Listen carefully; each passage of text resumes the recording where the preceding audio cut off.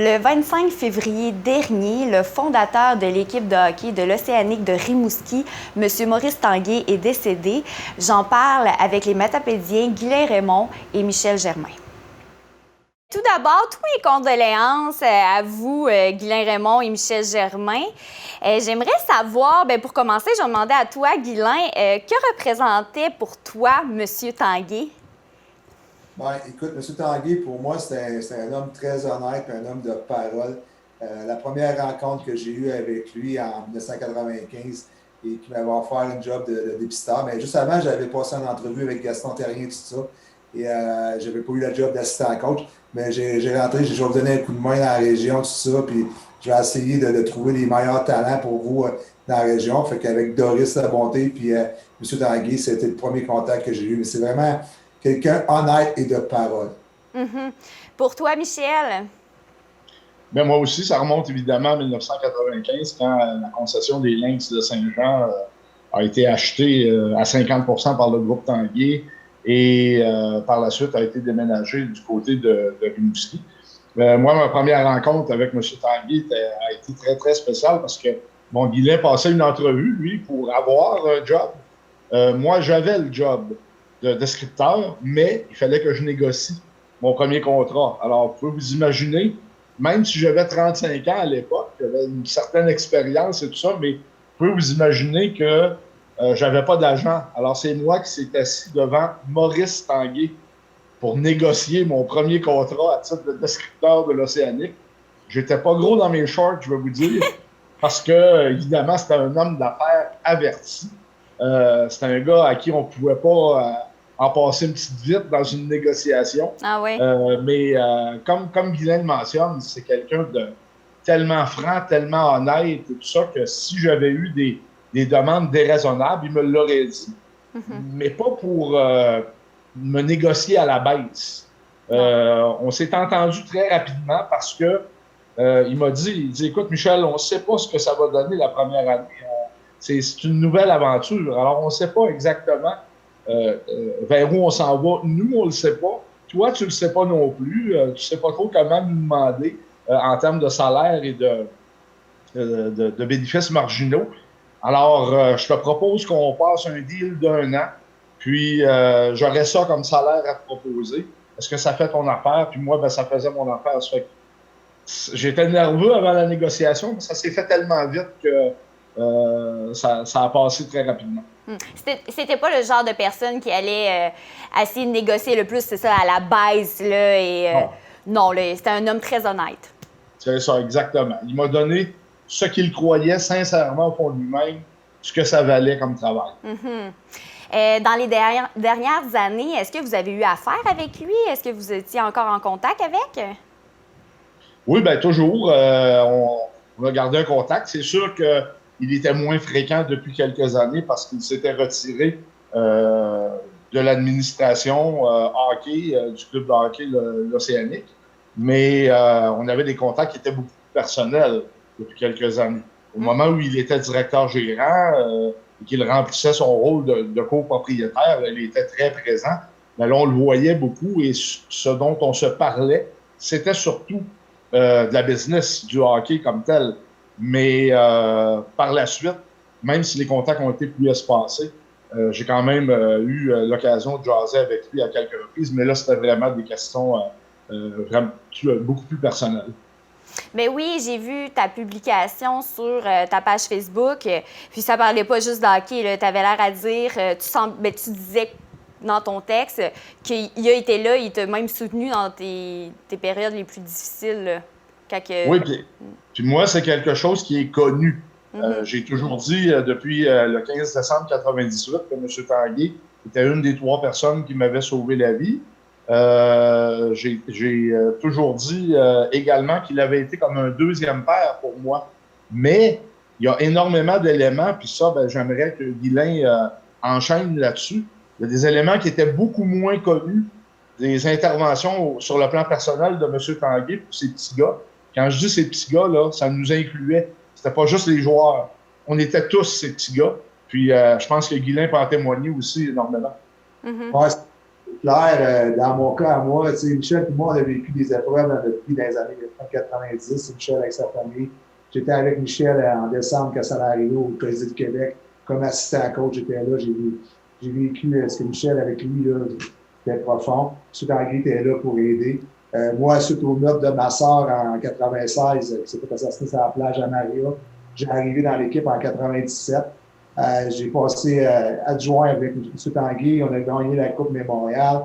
En 2000, il avait emmené toutes les femmes avec toutes nos blondes au coach à Halifax. Puis, nous, moi et ma blonde, ça faisait 6 ans qu'on essayait d'avoir un enfant, mais on n'était pas capable. Ma blonde, elle m'annonce après la Coupe Mémorial qu'elle était enceinte, tout ça. Pour nous, c'était une surprise. Puis on était à Rimouski dans une maison qu'on avait louée. Maurice Tanguy m'a dit, elle jette-la à la maison, Glenn, elle jette-la. Mais tu sais, dans le hockey, tu es engagé pour être congédié. J'avais dit, je la jetterai pas. Puis le 10 décembre, j'ai reçu un téléphone de ma blonde. Elle a dit, là, Glenn, il faut qu'on monte d'urgence voir un gynécologue spécialiste à Québec pour notre bébé. Puis c'est notre premier bébé. Fait que j'étais à Maurice Tanguy, jeudi, je monte à Québec, tout ça. Et tu nous donneras des nouvelles. Fait qu'on monte à Québec, ma blonde passe tous les tests, tout ça. Fait qu'on nous dit que le bébé a une malformation. Fait que le bébé venait au monde avec un handicap léger, tout ça. Alors, on ne savait pas les conséquences de ça. Fait que je dis ça à Maurice Tanguy. Ça, c'était peut-être le 12 décembre. Et le 31 décembre, ma blonde, elle m'appelle, elle dit ça va pas bien, j'ai des pertes de sang, tout ça. C'est une grosse tempête comme hier. L'avion ambulance à Montjoli, ma blonde dans l'avion ambulance, puis go Québec, tout ça. Puis moi, je prends mon Jeep, mon RAV4, puis je monte. Quand arrivé à Québec, ça n'a pas pris 5 minutes, Maurice Tanguy m'a appelé. Il dit, t'as-tu besoin de quelque chose? Ben, il dit, là, pour moi, tu vas être pogné ici. Là, j'ai pas de parenté, rien pour coucher. Il appelle un peu. Il dit, Manoir McDonald, il dit, nous autres, on travaille là avec eux autres. Il dit, tu vas avoir une chambre là tantôt. Ça n'a pas pris 10 minutes, il m'appelle, il dit, t'as une chambre. Fait que j'ai passé du 31 décembre au 9 janvier à Québec. Il m'a envoyé son bras droit à André Jolicoeur. Il m'a envoyé sa femme, tout le monde sont venus. Ma fille, elle restait avec ma blonde là jusqu'au 20 février de la même année, à 2001. Et en arrivant à Rimouski le 9 janvier au matin, Michel s'en souvient sûrement, le 2001, là, il pas trop bien, tout ça. Puis j'étais en train de tâcher mes patins. Il dit, viens me voir dans mon bureau. OK. Il dit, t'es coach en chef un matin. Tu sais, ça a fait que je sors d'une grosse émotion avec ma femme, mon premier bébé. Ma fille, elle a un handicap. Quelles seront les conséquences à long terme, je ne sais pas. Et Maurice Tanguy me nomme coach en chef cette journée-là. J'ai mis mon cœur, puis il a su toute l'année, puis on a fait une série, on a battu Halifax. Et je te dis juste, Maurice Tanguy, là, quand je dis c'est un gars honnête et de parole. Moi, je me rappelle, je comptais ça à mon gars qui a 17 ans aujourd'hui, là. À la parade de la Coupe Mémorial, on fait la parade dans la ville de Rimouski, on rentre dans le Colisée, on est sur le stage, c'est plein l'aréna, c'est l'engouement total, le monde, c'est l'historique. Il me pointe la cuisse, il dit, demain matin, 11h dans mon bureau. Je dis, OK, c'est pas tout. Alors, le matin, j'étais au bureau, il avait sa feuille, il était prêt, voici ce que je te donne, t'en viens-tu avec nous l'année prochaine? J'ai dit oui. C'était toujours des poignées de main, toujours respecter les contrats, aucun papier signé, aucun. La seule fois où il a dit, Glenn, je suis triste, oublie de t'envoyer, c'était en 2003, en avril. Mais, moi, honnêtement, j'en veux pas parce que c'est ça la business de hockey, je l'avais compris en arrivant là. Mais oui. Hein. Et en plus, il a aidé ma fille jusqu'à 18 ans. Avec, Maurice Tanguy m'a demandé tantôt si j'avais des contacts avec lui. Après mon congédiement, 2 fois mon nom est venu sur la table que je retourne à adjoint. La dernière fois, Michel veut s'en souvenir, en 2015, il y avait un dénommé Vincent Dom. Hein, Michel? Oui. Il y avait de la misère à contrôler. Il y a un propriétaire qui m'a appelé, il dit, Glenn, on aimerait ça que tu viennes t'occuper de ce gars-là, puis on va aller à la Coupe. Cette année, on va aller à la Coupe Mémorial, on va être sûr. Je dis, écoutez, appelez Maurice Tanguy, demandez-lui voir s'il veut avoir Glenn Raymond. Maurice Tanguy m'a appelé, il a dit, moi, je veux Glenn Raymond. Il a dit, Éric Lévesque? Oui, je veux Glenn Raymond. Là, le propriétaire m'a appelé. J'ai dit, maintenant, on va négocier. Et les gars, ils n'ont pas dit, je comprenais, la business, c'était moins que des années 97 quand j'ai rentré. Mais on n'a pas été capable de s'entendre au niveau contrat. Fait que j'ai dit, regarde, on reste chum sur ça. Et souvent, ils m'appelaient pour des jeunes qui étaient handicapés dans la région. Tu connais-tu un tel famille? Oui. Parfait. on leur a envoyé de l'argent, on leur a envoyé 10 000 piastres. Et tu sais, des anecdotes dans même, là, j'en ai, là, mais moi, Maurice Tanguay, pour moi, il va toujours rester comme sûrement Michel, parce qu'on est deux gars qui ont eu des épreuves dans notre vie et qu'on a fait partie de la famille. Puis quand on était de la famille, là, Michel, ici, on partait manger avec tout le monde ensemble. C'était extraordinaire avec sa femme, tout ça. Fait que jamais je vais oublier Maurice Tanguay pour ce qu'il a fait comme humain pour moi et ma famille. Mais oui. Mais ce que j'entends beaucoup dans ce que vous dites, les deux, Michel et Guylain, c'est que c'était un homme d'affaires quand même. Il était capable de bien gérer, bien, exemple, en tant que le fondateur de l'équipe de hockey de l'Océanique, mais il était capable aussi d'être dans votre vie personnelle aussi, d'être conscient, d'être empathique, d'être sensible, de vous écouter. Il était capable de faire les deux. Ah oui, tout à fait. C'était sa grande force. D'ailleurs, j'ai entendu une entrevue qui a été réalisée il y a 7 ans par Radio-Canada à Québec. Puis je l'ai écouté en reprise la fin de semaine dernière. Puis il disait, la clé dans toute entreprise, c'est les employés. Puis il disait à la blague, mais il était souvent sérieux, il disait, moi, je suis nul. Je suis incapable de bricoler, manuellement, je suis complètement nul, et tout ça.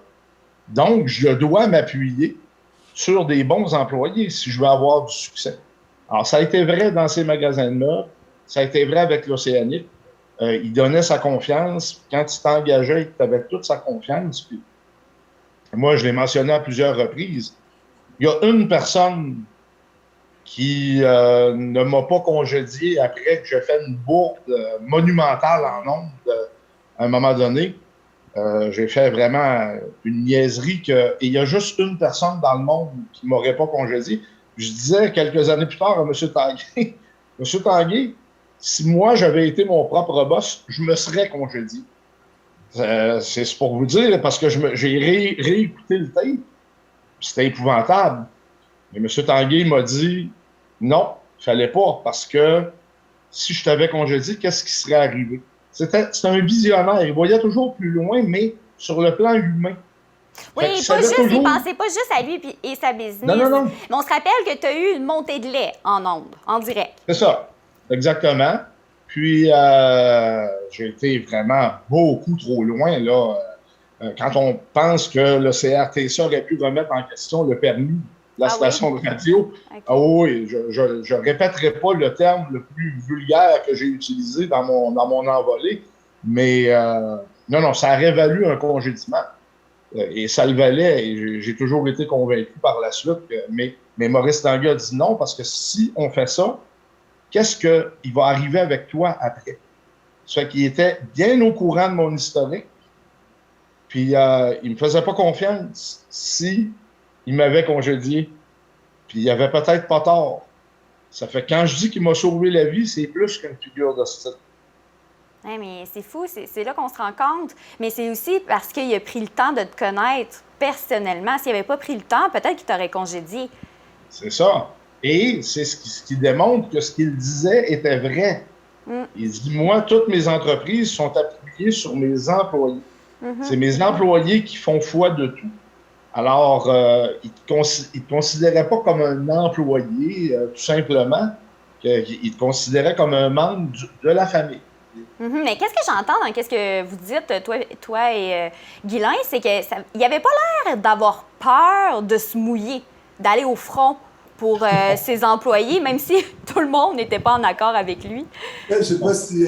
moi, j'ai une anecdote de même, c'est que il y avait une grosse rivalité avec les Remparts, Michel ici, puis on était en 97-98, puis de l'autre côté, tu avais Guy Chouinard puis Raymond Bolduc qui travaillaient avec Jacques, tout ça, puis un soir, Raymond Bolduc a appelé Maurice Tanguay.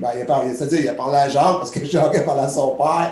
Et là, il disait que les entraîneurs adjoints avaient fait des gestes, je ne dirais pas les gestes disgracieux, et qu'ils mettaient Bobby Lebel, qui était un ange à l'arrière du bac. Maurice Tanguay nous a fait venir. Les gars, Bobby, c'est vrai que vous avez fait des gestes. Ça a l'air que Bobby, toi, t'as fait tel geste. Et je fais, voyons, non, on n'a rien fait. Mais, on venait de battre les Remparts de Québec. Puis battre son gars Jacques avec l'équipe. Puis Raymond Bolduc était frustré, ben raide. Mais tout ça, il a dit non, j'ai confiance en vous autres. Je vais rappeler Jacques. Il avait rappelé Jacques. Mais tu sais, moi, j'ai passé beaucoup de temps avec Maurice Tanguay dans le bureau, là. Seul avec Maurice Tanguay dans le bureau, avec Doris. Souvent, il venait te voir et il demandait ton opinion. Là, tu disais, regarde, c'est ça le plan parfait. OK, on va régler ça. Tu sais, c'était extraordinaire comment c'était un gars honnête et de parole. Tu sais, puis, il protégeait ses employés. Puis, de ce temps-là, Michel, il y avait de l'argument terrible. Là. Aux pratiques, on avait 50-75 personnes qui venaient aux pratiques.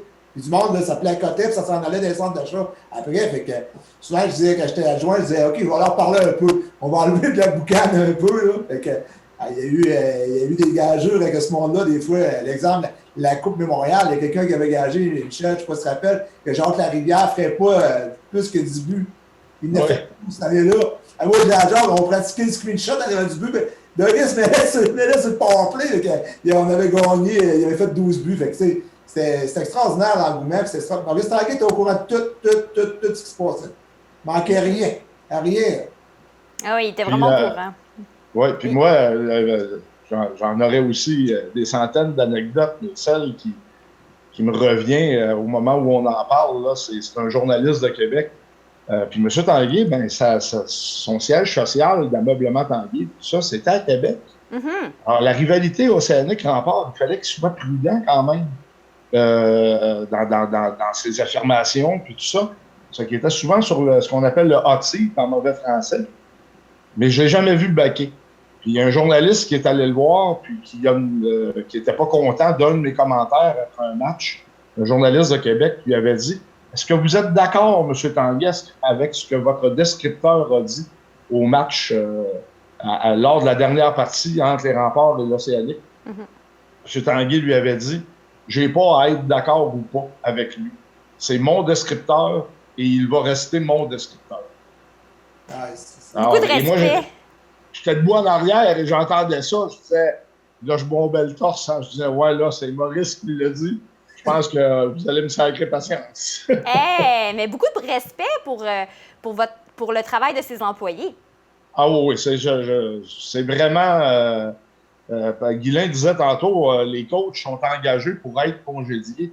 C'est vrai, mais je suis convaincu qu'il n'y a jamais congédié personne en prenant au hockey, en prenant la décision seul. Je suis certain de ça. Mm-hmm. C'est clair. Je suis certain qu'il n'était pas capable tout seul de dire « je vais congédier tel gars ou tel gars dans l'équipe. Mm-hmm. Il fallait que ça soit une décision de groupe. C'était trop une bonne personne pour faire ça. Très sensible. De lui-même. Mm-hmm. Ouais. Monsieur Tanguay n'a pas juste fondé l'Océanique, il a fait beaucoup autre chose. Comme vous dites, il y a aussi, c'est lui qui a créé la fondation Maurice Tanguay qui aide les enfants handicapés. Il habitait à Québec, mais l'Océanique, c'était à Rimouski. Je veux dire, j'ai l'impression que dans sa vie, il a beaucoup voyagé, il se promenait un peu partout. Oui. En fait, je peux y aller là-dessus, Michel. Maurice Tanguay est resté les années 97-98, il est resté à Rimouski. Il y avait une maison qu'il avait achetée ou louée à Rimouski, puis il était avec nous tous les matins. Le matin, nous, on rentrait au bureau à 7 h. Maurice Tanguay rentrait avec Doris 7h15 le matin, avec son café, puis là, on se mettait à jaser de hockey. Après la pratique, à midi, on partait, on allait manger ensemble. Il est resté plusieurs années, jusqu'après la Coupe Mémorial, jusqu'en 2001. Après, il est parti, il est retourné à Québec. Mais Maurice Tanguay était avec le Rouge et Or au football. Puis quand j'étais coach en chef au mois d'août, il m'appelle à un moment donné, il me dit: qu'est-ce que tu fais? Je dis: ben, je remonte à Rimouski. Il dit: cette année, on a une maudite bonne équipe de football. Je dis: ah ouais? Puis il dit: on a un problème, notre corps arrière, Mathieu Bertrand, il file pas bien. Il dit: il aime la pêche. Je dis: envoyez-moi l'air, on va le payer 3-4 jours, on va l'emmener dans la vallée chez nous, avec mes parents, tout ça. Mes parents, ben, comme on avait vécu ma soeur, tout ça, le meurtre de ma soeur, j'aimais ça avoir du monde autour de ma mère parce que c'était beaucoup familial. Et j'ai emmené Mathieu 4 jours et nous autres à la pêche. Ils ont gagné la Coupe Vanier après. Il est revenu, il était enchanté. Puis en fin de semaine, Mathieu a joué dans la ligne canadienne de football, il est coach du Rouge et Or. Ça faisait peut-être 10 ans que je n'avais pas parlé. Fait que j'ai envoyé un messenger, aujourd'hui avec Facebook, on retrouve tout le monde. Et qu'on s'est échangé, Mathieu puis moi, des histoires avec ça. Puis, c'est extraordinaire ce que Mathieu a vécu. Il a été dans la ligne canadienne longtemps, puis aujourd'hui, il travaille pour le Rouge et Or. Fait que beaucoup de respect pour Maurice Tanguay. Fait que c'est... Oui. OK. Donc, il est resté à Rimouski en 2001. Après, il est retourné à Québec. Il a fondé la fondation, comme j'ai dit un peu plus tôt, Maurice Tanguay, les meubles aussi, l'entreprise Maurice Tanguay, fondateur aussi de l'équipe de hockey de Rimouski. C'est lui qui a fait partie du comité qui a créé le Rouge et Or football à l'Université Laval en plus. Donc, on s'entend qu'il s'est beaucoup impliqué au Québec au complet, là. Je pense que tout le monde connaît un peu Maurice Tanguay. Merci. On parle de... Oui. Oh, OK, juste une petite... Oui, oui. On parle beaucoup, on se demande souvent toutes les retombées. D'abord, on n'a pas connaissance de toutes les retombées, mais la Fondation Maurice Tanguay, dans la région ici, est certainement rendue à des millions de dollars pour venir en aide aux enfants handicapés. Par l'achat d'équipements, par des répits pour les parents et tout ça. Et une des retombées, puis je le dis très humblement, c'est la création de la Fondation John Germain. Où pensez-vous que j'ai pris mon inspiration pour créer la Fondation John Germain? Quand j'ai eu l'idée, le premier appel que j'ai placé, c'était à M. Tanguay. J'ai dit, M. Tanguay, je veux partir d'une fondation.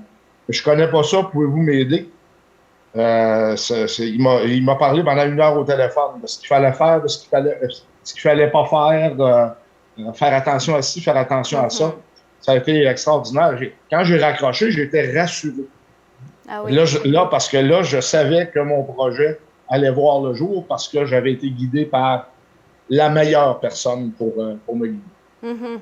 Régis, c'est le maire de Québec, Régis Labombe. Il y a un article qui est passé dans le Journal de Québec qui a dit un mot aussi pour M. Tanguay. Donc, je pense qu'il a influencé beaucoup, beaucoup, beaucoup de gens au Québec.